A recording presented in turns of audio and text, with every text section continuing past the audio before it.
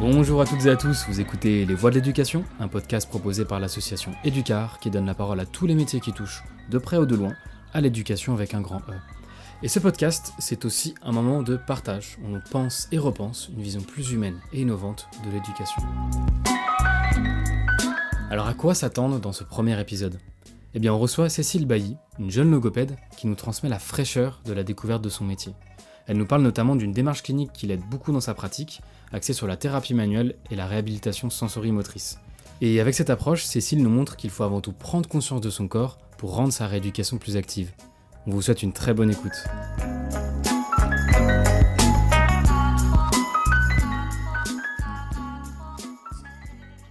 Et aujourd'hui, on a la chance de recevoir Cécile Bailly, logopède. Bonjour Cécile. Bonjour à tous.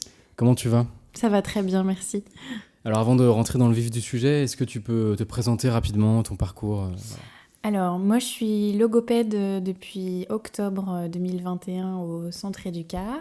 Et à côté, j'exerce dans un centre d'accueil de jour pour des personnes avec un handicap mental. Voilà, donc au cabinet, c'est plutôt une patientèle enfant, adulte, pour des apprentissages, de la voix, de la dysphagie. Et au centre d'accueil de jour, c'est plus au niveau de la communication et aussi des troubles oromyofonctionnels. Est-ce que tu as une spécialisation, en tout cas une approche que tu affectionnes tout particulièrement ou quelque chose comme ça ? Donc moi je suis très axée sur la prise de conscience du patient dans sa prise en charge, qu'il soit vraiment acteur et qu'on définisse ensemble des objectifs qui lui semblent cohérents et auxquels il trouve vraiment un intérêt important pour qu'il puisse vraiment s'impliquer dans sa prise en charge. Et puis j'essaye aussi d'intégrer l'environnement du patient pour que ce soit plus efficace. Ok, super. Et est-ce qu'il y a une démarche clinique que tu utilises lors de tes séances ou lors des rééducations en particulier ? Oui, par exemple, j'ai fait la formation, je suis en train de faire la formation Ostéovox. Donc c'est une formation qui dure 2 ans de monsieur Alain Piron, qui est ostéopathe, qui s'est associé il y a quelques années à un phoniatre. Et donc c'est une approche qui permet un diagnostic manuel, donc par les mains, par les sensations du thérapeute auprès de son patient, et qui amène ensuite un traitement vraiment de toutes les tensions, tous les déséquilibres posturaux, de chaque fonction. Donc c'est utilisé plutôt pour la déglutition, la voix, la respiration, la mastication, la posture. Et ensuite, vraiment le traitement du patient par la prise de conscience de ses fonctions, de son corps, tous les déséquilibres des tensions, de la posture, de vraiment comprendre comment fonctionnent ses organes, sentir, comprendre les bonnes positions pour ensuite aller vers une rééducation qui est plus efficace sur du long terme. Parce que je prends un exemple, quand on va chez l'ostéo, parce qu'on a mal quelque part, voilà, il nous fait claquer quelque part par exemple. Mais si on n'a pas conscientisé la bonne posture, conscientisé quel geste n'était pas adéquat, 2 semaines plus tard on y retourne. On a à nouveau tout qui est bloqué, il faut vraiment comprendre, il faut vraiment aller plus profond que juste comprendre là où on a mal. Il faut comprendre pourquoi on a mal. Voilà. Et j'utilise auprès des adultes surtout, mais aussi de plus en plus avec les enfants.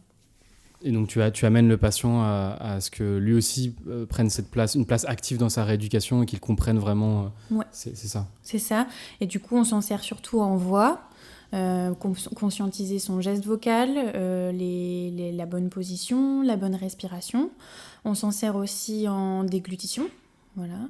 Et on s'en sert surtout aussi pour, par exemple avec les enfants, on peut s'en servir aussi pour tout ce qui est déglutition atypique, troubles articulatoires, malposition linguale, voilà. Et toi, tu t'en sers assez régulièrement du coup lors de tes consultations de la thérapie manuelle et de la réhabilitation sensorimotrice ? Ouais, carrément. Je m'en sers à la fois donc pour des enfants, plutôt par rapport à la patientèle que j'ai actuellement, plutôt pour des troubles d'articu et de déglutition atypique. Et puis pour les adultes, c'est vraiment au niveau de la dysphagie, donc troubles de la déglutition, ou aussi en respiration et voix. Donc vraiment travailler le geste vocal, travailler une bonne respiration complète et la posture aussi au quotidien, puisque du coup, une posture au quotidien, elle a un impact sur les cordes vocales, même si on n'est pas en situation de phonation. Mais comment ils réagissent tes patients quand tu leur proposes cette méthode? Est-ce qu'ils sont à l'aise? Est-ce que ils connaissaient? Ou est-ce que, enfin, voilà, je sais pas si tu as un feedback à ce niveau-là. Ouais. Alors honnêtement, c'est pas encore très très connu, mais ça fait quand même quelques années maintenant que cette formation elle existe. En fait, là où les patients sont pas habitués, c'est qu'on va chez le logopède, on s'attend à être assis sur un bureau. Moi, dans mon bureau, il y a une table de massage et donc ils sont amenés soit à s'asseoir déjà dans un premier temps, puis après à s'allonger. Bien sûr, on en parle avant, mais je leur explique toute la démarche clinique de vraiment conscientisation des structures, comprendre comment notre corps fonctionne et ils sont hyper preneurs. Même les enfants, le plus petit que j'ai pour ça, il a 6 ans, donc c'est quand même un âge déjà où on comprend beaucoup de choses et il est super réceptif. Ça marche super bien.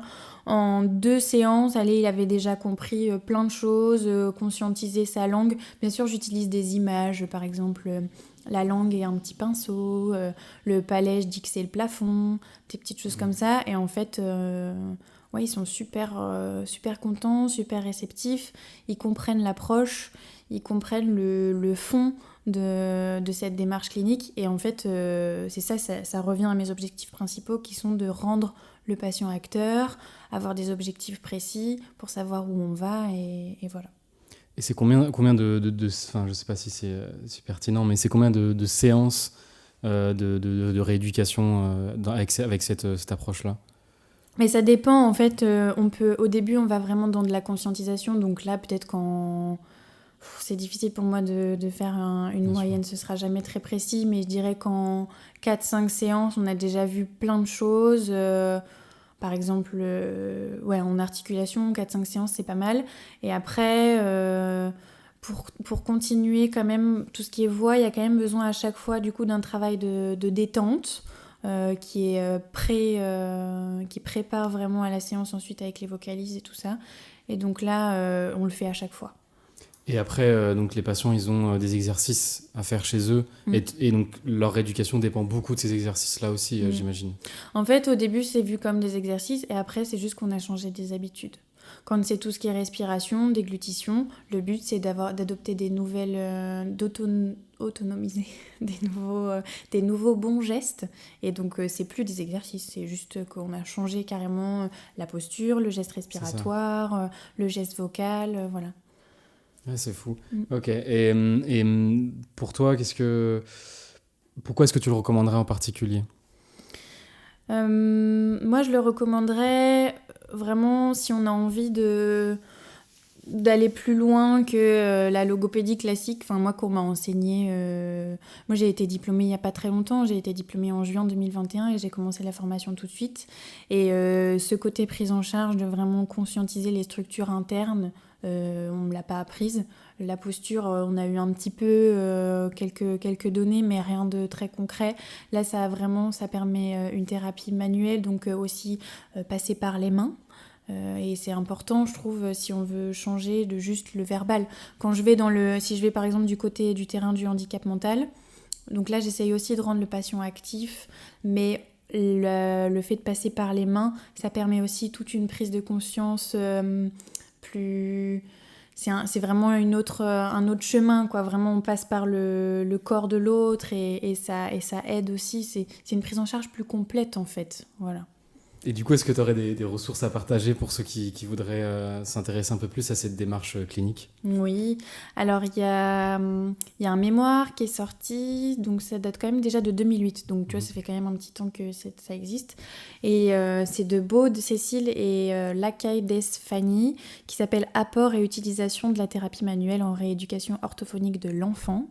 Et donc là, ça permet un petit peu de comprendre cette démarche clinique auprès de l'enfant. Et puis ensuite, il y a aussi il y a un article de Rieussec-Soline, c'est aussi un mémoire, qui s'appelle « Impact de l'éveil proprioceptif sur le geste vocal chez l'adulte ». Et donc là, c'est pas spécifique à la thérapie manuelle, il me semble, de mémoire, mais ça explique vraiment l'importance de la prise de conscience, la proprioception, donc c'est-à-dire ressentir, voilà, à la fois déjà chez la logo, chez l'orthophoniste, et ensuite chez le patient. Et toi, en tant que logopède, utiliser cette approche, qu'est-ce que toi ça t'apporte au niveau professionnel ou au niveau, Je sais pas s'il y a quelque chose qui... Ouais, mais moi le souci déjà c'est en tant que jeune orthophoniste aussi, au tout début et encore maintenant, j'ai besoin vraiment de sentir des objectifs précis parce que j'ai besoin de me sentir légitime dans ce que je fais. J'ai besoin de savoir où je vais, de pas avoir l'impression de trop patauger, même si des fois on doit toujours un petit peu chercher. Et du coup, le fait d'avoir vraiment cette thérapie qui est objective et qui a des objectifs précis, eh bien, ça m'aide à me sentir bien dans ma prise en charge, à aiguiller au mieux le patient. Et souvent, c'est des choses qu'ils ne connaissent pas du tout. Donc, d'office, ils apprennent en sortant de la séance. Et chez eux, ils ont des choses à travailler et ça, c'est important. Super. Je te remercie, Cécile. Merci à toi.